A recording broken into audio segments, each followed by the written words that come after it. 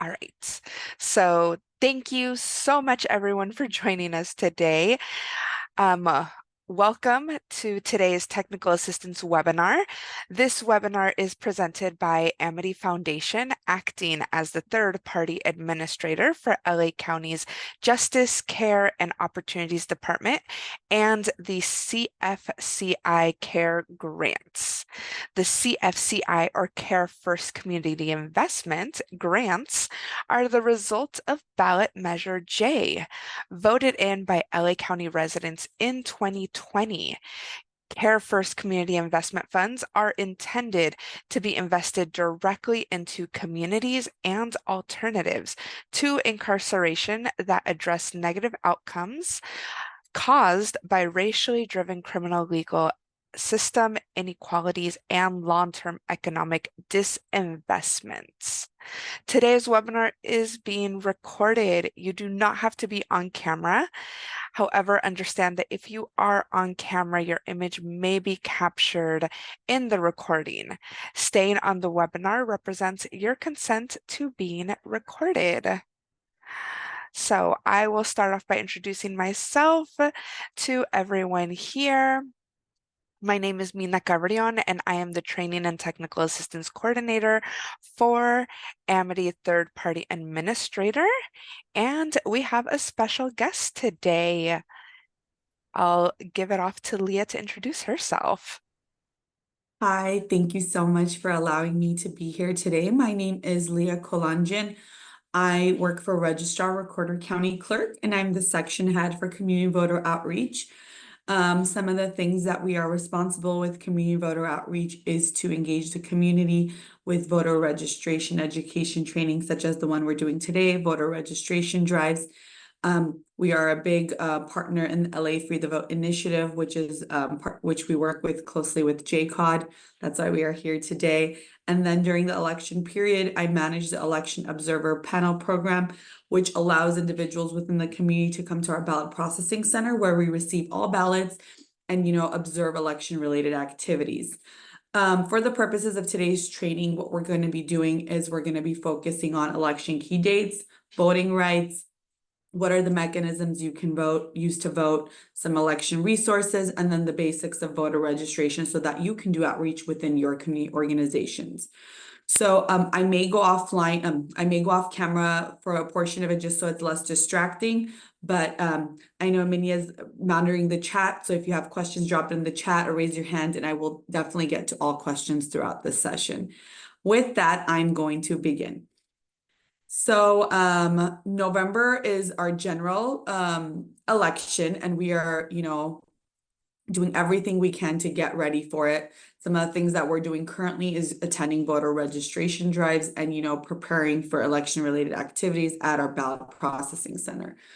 Speaking of, the ballot processing center, who are those individuals that can actually, cast a ballot and, participate in the civic duty of voting? So in order to register and vote in Los Angeles County, you need to be a U.S. citizen, a California resident, 18 years or older, not currently be found serving a state or federal prison term for the conviction of a felony, and not currently found mentally competent to vote by court. Why is this important? This is important because if you meet these metrics, you will be eligible to vote.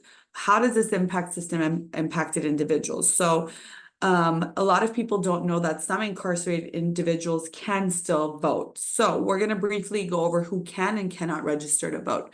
So if an individual is in county jail serving a misdemeanor sentence, if their jail time is a condition of probation, if they're serving a felony jail sentence, they're awaiting trial, probation, parole, on mandatory supervision, on post-release community supervision, on federal supervised release, or they're a person with a juvenile wardship injunction, they can vote.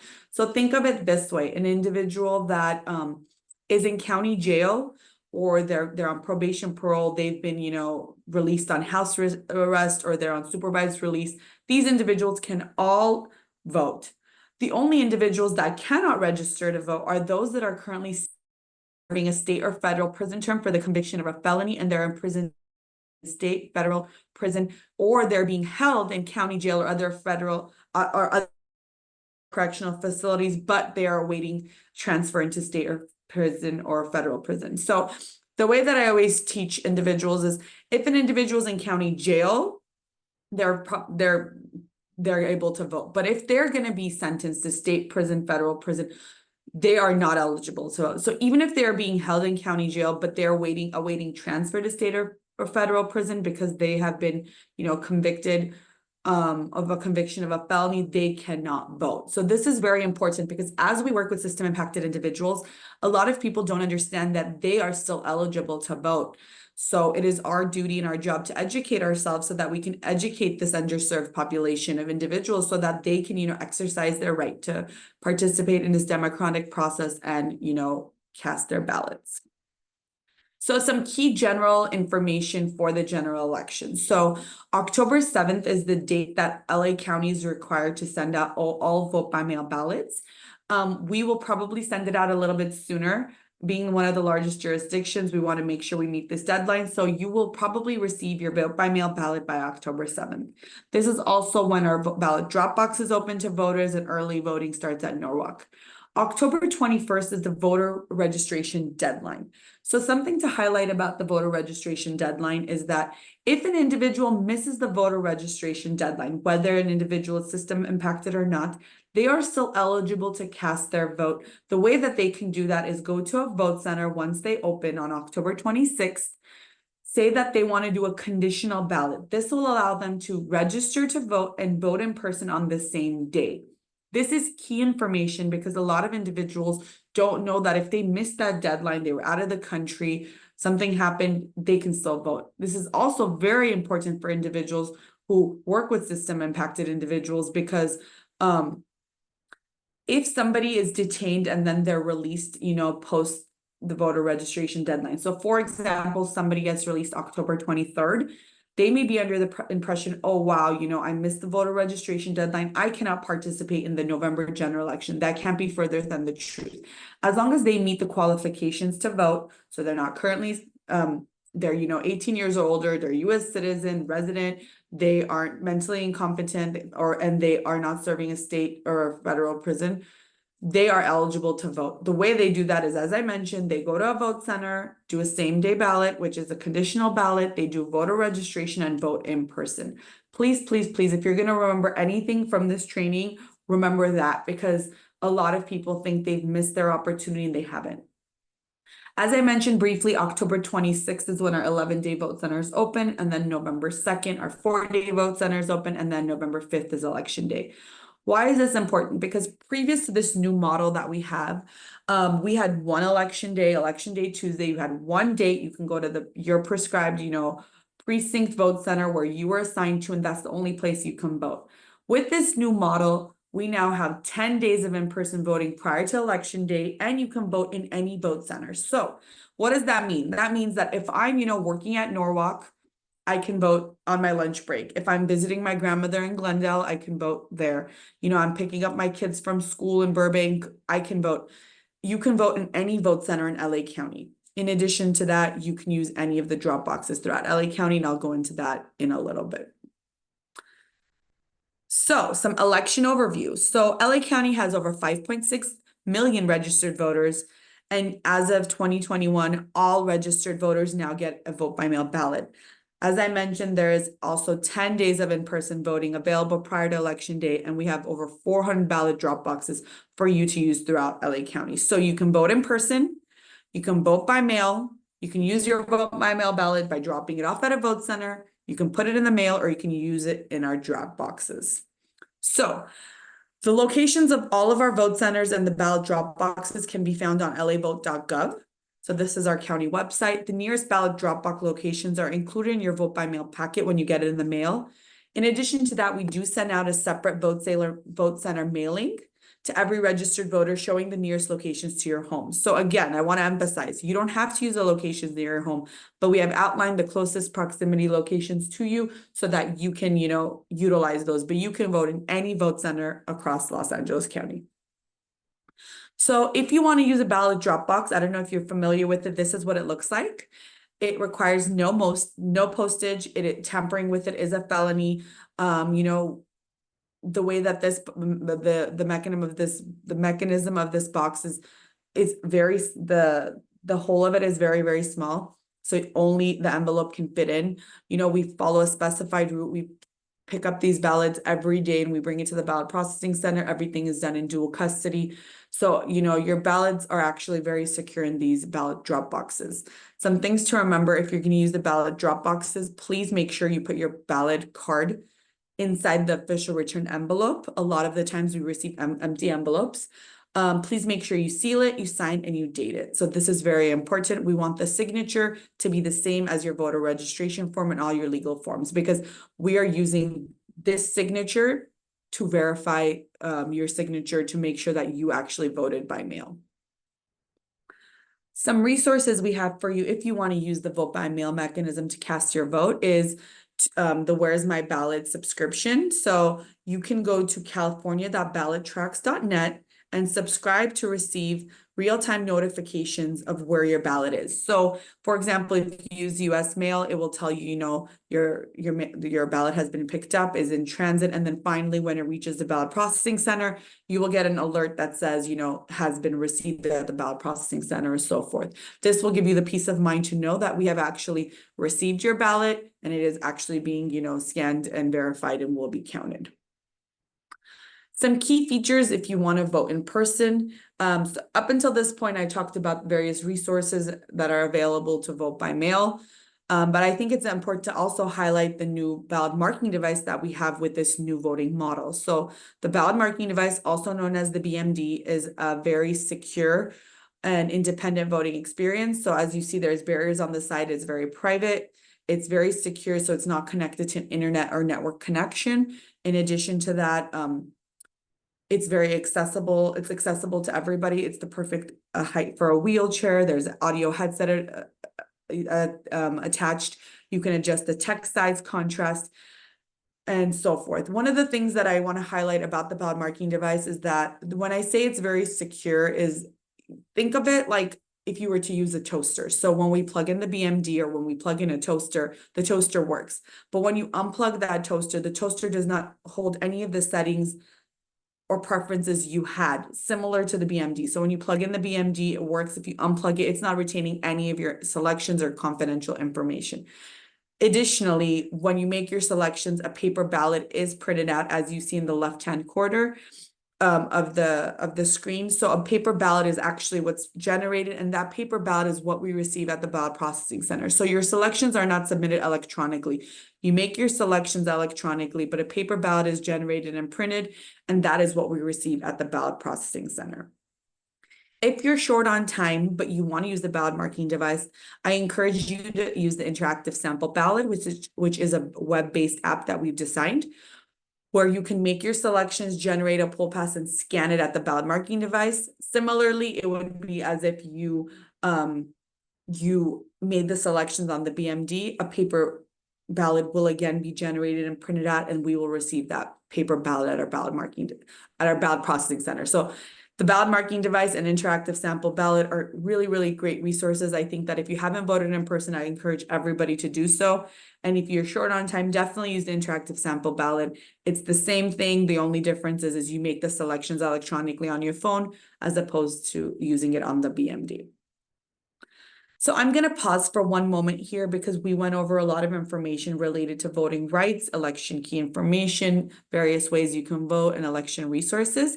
I want to see if you have any questions before we get into the nitty-gritty of voter registration.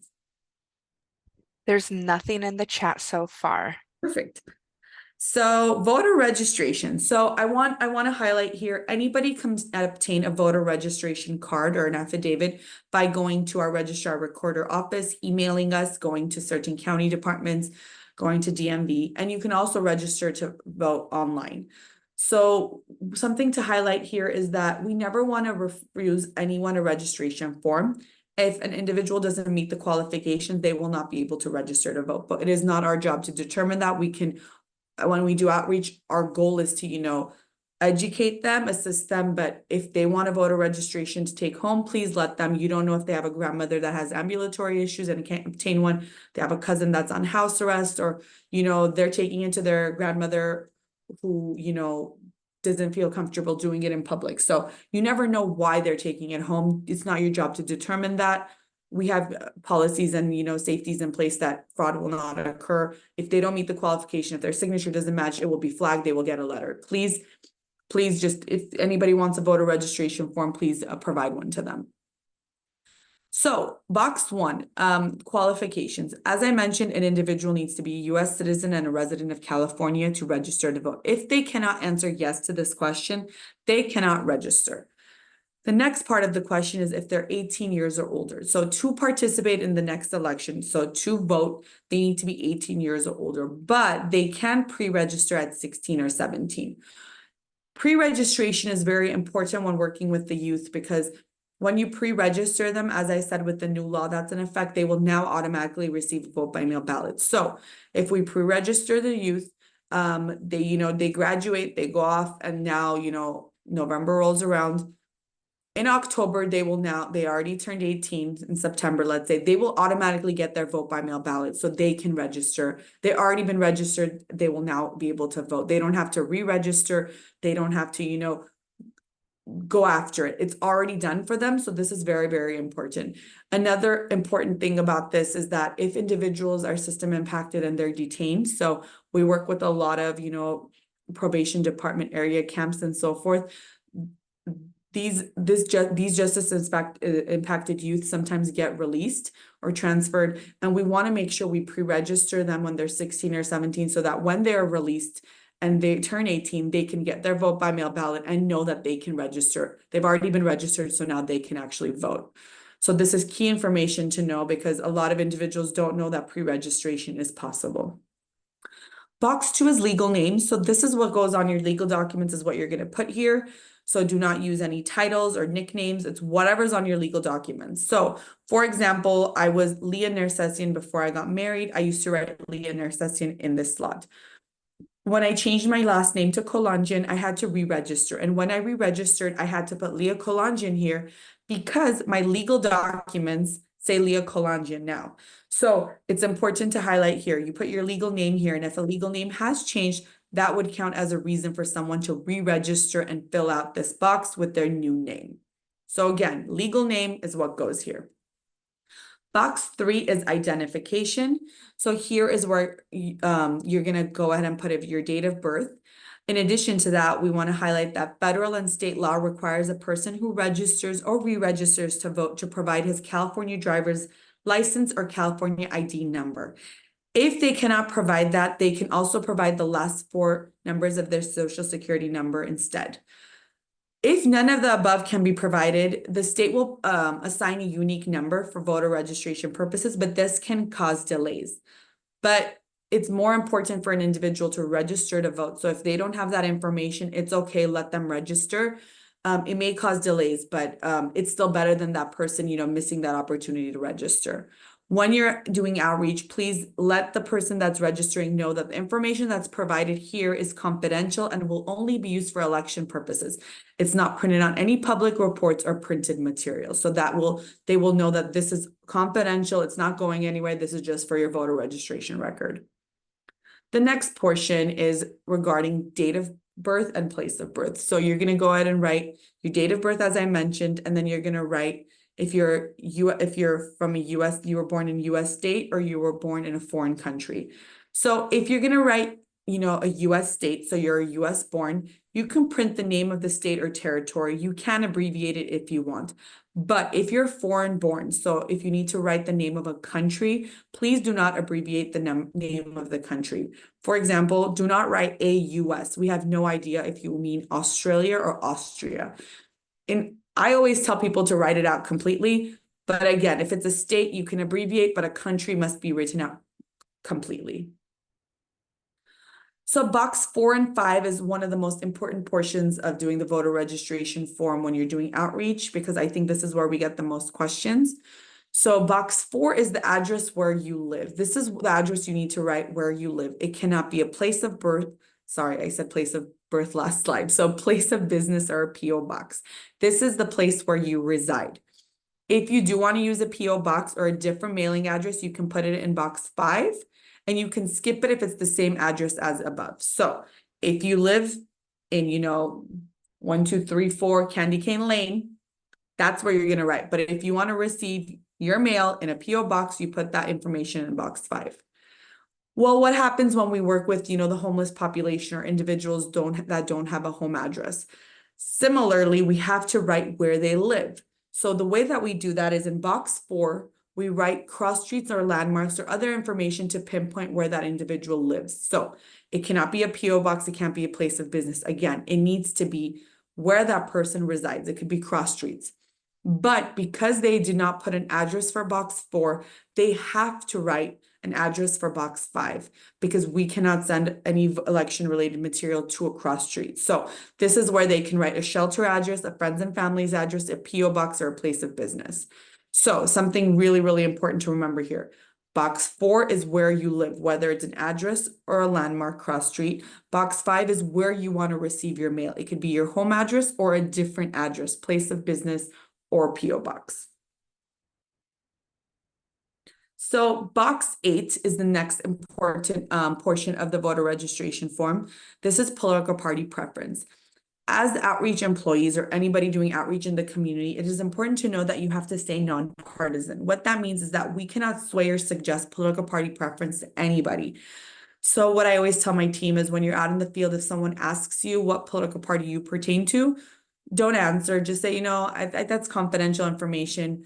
I don't feel comfortable sharing it with you because you never want it to seem that you're convincing them to, pick your political party preference.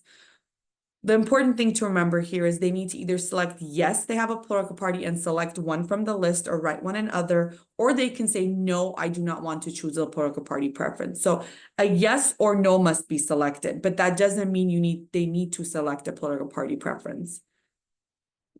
So another thing to remember, if questions are asked, you can answer factually. So what political party does Donald Trump, belong to? Republican? What political party did Obama, belong to? Democratic? You can answer with factual responses, but you cannot give your opinion. You cannot, sway their decision in any way.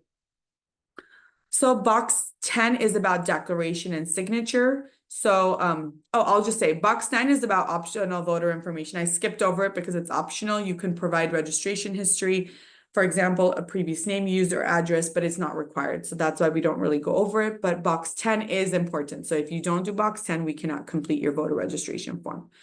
Box 10 is where you declare and sign that everything you said, you're swearing and affirming that it is true. So when you get to this box, it's important that you review for completeness, make sure everything is legible and clearly written out. All the information is accurate, that you read this declaration, you sign and you date it. So what does the declaration say? I swear and affirm that I am a U.S. citizen and a resident of California and at least 16 years old. I am not currently serving a state or federal prison term for the conviction of a felony. I am not currently found mentally incompetent to vote by a court. I understand that it is a crime to intentionally provide incorrect information on this form. I declare under penalty of perjury under the laws of the state of California that the information on this form is true and correct. You sign and date. Something to remember here, and I mentioned it when we were talking about the vote by mail ballot signatures, that the registrant must sign in their primary language only if their legal documents are signed as such. So if your legal documents are signed in Korean, you can sign in Korean then. So in this example, this individual signed in Korean because their primary language, Korean, is on all their legal documents. So whether it's their voter registration form, their, naturalization certificate, their marriage certificate, and their vote by mail ballot, all of them are signed in Korean, so they will match. But if they wanted to re-register and sign in a different language, then they would need to, all their legal documents should be updated as such. So we verify your signature from the voter registration record to your DMV record to your vote by mail record. If one is in Korean and one is in English, it's going to flag an error, and you're going to get a letter in the mail to, verify your vote by mail signature. So make your life easier, do it right the first time. Whatever's on your legal documents, that's the language you want to sign your voter registration form and all your other forms going forward. What happens if an individual needs assistance? So for example, if an individual cannot sign, they need signature assistance. What they would do is we would ask, let's say for this example, John Voter to make a mark. John Voter made an X in lieu of a signature We put brackets around the X. We wrote their first and last name, John Voter, next to it, and then we'd write their mark above and below the mark. And this would, tell registrar recorder that John Voter made the mark of an X in lieu of a signature, and they are in fact swearing and affirming that everything they said in this affidavit is true, and that is their signature. What happens if you provide voter registration assistance, whether you help someone fill out the form or you deliver the form? Well, there is a portion on the bottom where it says, did someone help you fill out or deliver this form? Where you're required to complete. So for this example, Jane Smith from the Sunshine Party assisted John Voter, with completing the form and delivering the form. So she provided her information. And then on the next page, she took the perforated bottom part of the voter registration form, again, put her same information. So whether it's on the voter registration form or on the perforated receipt portion, it's the same information, and you give the receipt to the voter, and that's their copy and their receipt that you, in fact, Jane Smith, take responsibility that you will return the voter registration form to registrar recorder within 72 hours of the signed date. This provides the voter peace of mind that, Jane Smith has my voter registration affidavit, I have the receipt, and I have the number corresponding to my affidavit. So we covered a lot of information. I'm going to get through the next two slides, which are quick reminders, and then I'm going to pause for questions. So things to remember. I know we covered a lot. Dues. Box 2, legal name, anything that's on your legal documents. Box 3, identification. We want to provide your California ID, driver's license, last four of social. If none can provide it, it's still okay. Box 4, your home address. This is where you live. If you live in a residence, put the residence address. If you are unhoused or if the individual you're assisting is unhoused, please put landmarks and cross streets. No place of business, no PO box. Box 10, it needs to be signed. Don't predate registration forms. Don't refuse anyone a registration form, and please don't make corrections on the form. Please, if they make an error on it, write void across it, start with a new form. We don't want to do white out or crossing out because it's still a paper and pen process at registrar recorder when you turn these in. So we want to make sure things are inputted correctly. If you are going to be, voiding that form, write void, put it aside. Don't rip it up in front of people, because we don't want this perception that, registrar recorder, Amity Foundation, or, Sunshine Party is ripping up registration forms. They don't agree with my political party preference, my gender, my race, my ethnicity, anything like that. So they will not understand you're ripping it up because you have a new one. So just write void, put it on the bottom of the stack, and then you can shred it when you're in your building. Here are some contacts and resources. If you're ever interested in doing a voter registration training similar to this one, we do them all the time. Please reach out to myself or my outreach team. If you need voter registration material, or if you have any other questions, you can always reach out to outreach at rscc.lacounty.gov. And then lavote.gov is our is our website, and LA County RCC is our social media handle. Please, I urge you to check both of them out because there's a lot of useful information there. Now we are at the end of the presentation. What I'm going to be doing is I'm gonna pause for some questions, some things just as key reminders. I'm going to be sending the slide deck to everyone that attended this meeting. I will also attach my outreach's email address and some key resources such as outreach flyers that you can use if you're going to be doing outreach tabling yourself. With that, I'm going to open the floor to some questions, and I want to just say thank you for allowing me to be here today. Thank you so much, Leah. My Does pleasure. anyone have any questions? There are none in the chat, but you are more than welcome to come off mute if you do have any questions. Anyone? Anyone? No? Doesn't seem like we do. Wow. If you don't, that's fine too. You can always respond to my email. Please, if you are interested in doing a voter registration drive, we can always have our team come out to your organizations. Or if you want to do voter registration training, such as the one we're doing today for staff members that couldn't make it here today, or, you need a refresher, please reach out to me. I would love to, do this again. I'm sure we're going to be doing more registrations with voter registration trainings with Amity Foundation in the future, but if you need one-off, we can always do that as well. And it does seem like we have Terry with their raised hand. Terry, do you want to come off mute? Good afternoon. This is Terry with Trans Latino Coalition. Thank you so much for sharing this information on the voter registration. I work with TGI population. TGI is the transgender, variant, and intersex community. And with the voter registration topic to the presenter, where are certain locations that you refer for TGI population to have a safe place to vote for registration or polling place for TGI population? I'm not sure. I'm going to be honest. I never want to comment or answer if I'm not 100% sure. I'm not sure if we have a specific location, but I know they're welcome to use all of our locations throughout LA County. But if you'd like, I can ask if there is, a safe space or a a vote center that's made for this population. But from my understanding, all vote centers are open to everybody, no matter what party you pertain to, what gender you are, and whatever are affiliated with. So, but I don't want to give you wrong information, so I will double check on that, Terry. If you could just email me, I'll go ahead and escalate your concern. Hello, I'm Cortez from Thomas Hi, Street. Cortez. How you How are doing? you? Uh, I'm wondering, did you talk about anybody that can register to vote if it was a criminal history? Excuse me, sorry about that.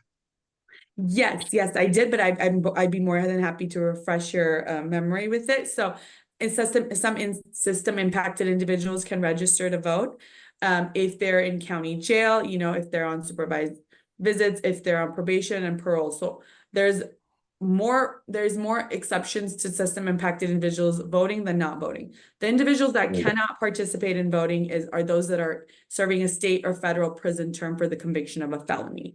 So when I do send out the slide deck, there is a slide just on system impacted individuals. But yeah, if an individual is in state or federal prison, serving a federal, sorry, I'm looking at the questions for the conviction of a felony, they cannot register to vote. But if they're in county jail, they can Yeah. vote. One of the ways, thank you for bringing that, but I'm just going to briefly give you some information. So one of the ways that we have individuals that are, detained or in jails vote is through vote by mail. So what we do is LASD and registrar recorder work together. We, whoever is interested in registering to vote turns in a form, and then we provide, LASD with voter registration forms. They fill those out, bring it back. We print out vote by mail ballots for those inmates. We turn it back into LASD. They complete it and bring it to us through the election period. In addition to that, we work with the jails to have flex voting, which is there's one day of voting to all county jails where they bring the ballot marking device and inmates can actually vote on the machine in person. So we exercise all options with inmates and we do our best so that they can have, the accessibility and opportunity to cast their votes. Yes, because a lot of people I come across think they can't vote, and I'm really strong about for people right to vote. So I Yes, understand. that's what we're here today to educate, everyone on the rights of system impacted individuals, especially for all individuals, but also system impacted individuals. Yes. Thank you for that. Mark, you had a question? Yeah, so the presentation felt to me like this was sort of a recruitment for doing, helping go out and help people register to vote.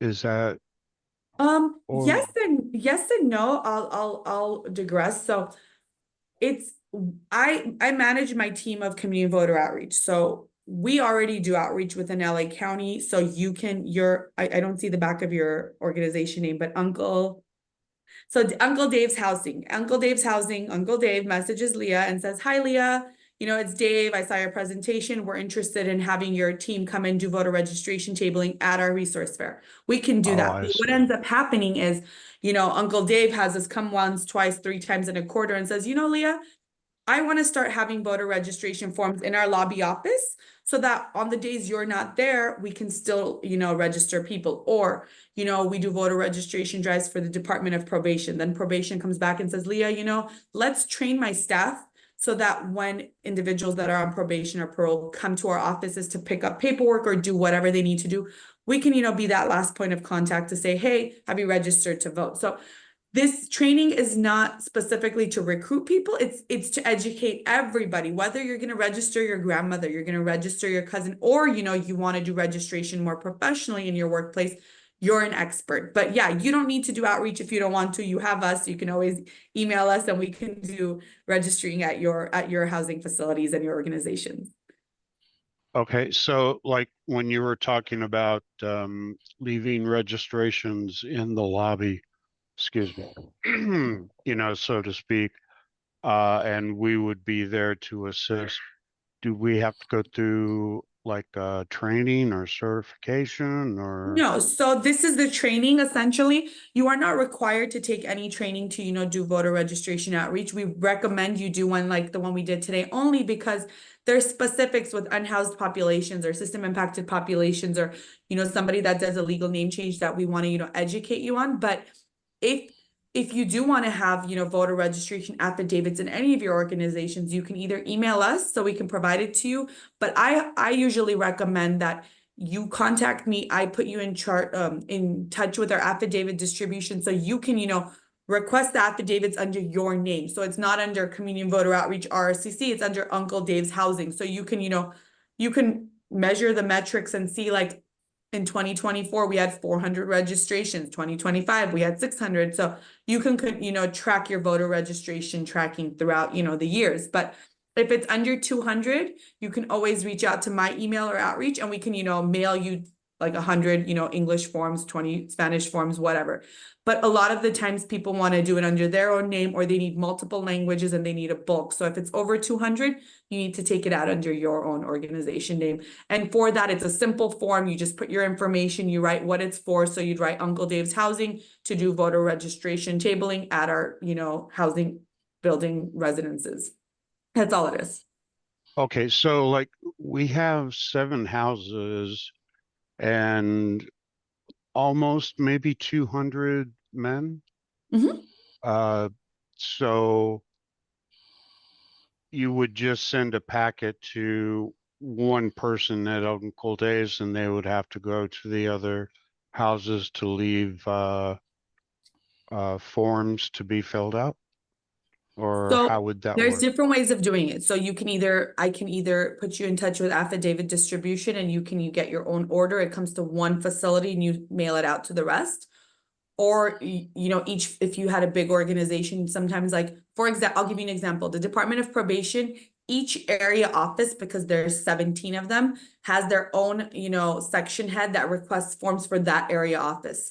So because their, probation offices are huge. So it kind of depends on the type of organization. If it's a smaller organization, we send it to one facility, they distribute it. But if it's like a huge department, each area office was required to submit that form and they each request their own affidavits because one area office maybe needs Cantonese and English, the other one needs Armenian and Spanish. So it kind of depends on the demographic. But if you'd like Uncle Dave's organization, I keep calling you Uncle Dave.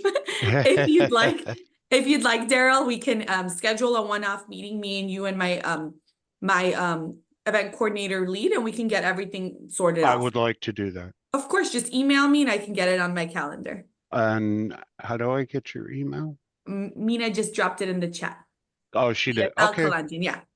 Yeah, Very just good. email me, say, Leah, that was from the training. I'm interested in learning more how to obtain voter registration forms.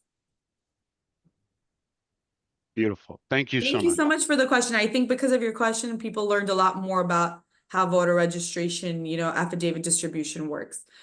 With that, I'm gonna just quickly scroll through to see if there's any other questions. I don't see There any, aren't, and but I Daryl don't, has his hand up. I think he just left it up. Oh, No, I Or- did not.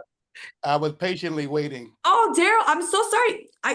Okay, thank you, Daryl, because I thought I was talking to Daryl a minute ago. Thank you, Daryl. That was Daryl, and my other brother Daryl. Daryl, nice to meet you. I'm so happy you spoke up. I thought it was the other Daryl. How can I help you? Yeah, don't worry about it. I think it's important that people also realize what's on the ballot measure. What are they voting about? So, do you have on the website at least California what people are voting for and who they're voting for, what measures and stuff like that, so people can make an informed decision instead of Yes. waiting to get there and then guessing what they're reading about. So I'm gonna share with you. I hope it's active, but I'm gonna share with you a PDF from our website, what's gonna be on the measure. So I think it was just, released on the 28th. But I wanna highlight. So League of Women Voter, you can get a lot of useful information for LAvote.gov, the Secretary of State website. But I want to mention League of Women Voters has, they for every election, they create like these one-pager fact sheets so that they give you a very brief overview of what the measures are on the ballot, as opposed to like long paragraphs. I'm not sure if it's free to everyone or you have to do a small donation, because in the past I think there has been both variations, but they're nonpartisan, so they have a lot of useful information as well. If you'd like, check out our website. We dropped it in the chat for you. But in addition, I would definitely check out the League of Women Voters website as well. They do have, a lot of great information on what the measures are on the ballot. Okay, and they also have on there like who they're voting for, like the presidency, maybe congressional seats. Am I correct? So the one that I've posted should have all of the measures on the ballot. So I dropped it. If you take a moment after this call to look through it, it should tell you everything that's going to be on the ballot. Okay, so like I said, that's the measures and the people that you're voting for, whether it be like a congressional I'm not seat or 100% sure if all the candidates have already, been added, but I know the measures are. So as they become available, just check our website and you will see it. So these are all the measures. Yes. Okay, thank I you. don't believe the people have been added. You might be correct. Okay. Thank you. That was a Thank- very, very good question. Because of that, I was able to share this document as well. So what I'm going to be doing now is that within the next couple of hours, you'll get an email from me with a copy of the slide deck, some key resources. And if you have any questions, you can always email me back and we can get a separate time started. Thank you so much for allowing me to be here. I appreciate Amity Foundation for inviting me, and I hope to see all of you in the future. Thank you so much, Leah, for joining us, and for everyone else who jumped on today. See you all next week. Have a great day, everyone. Bye. Thank you.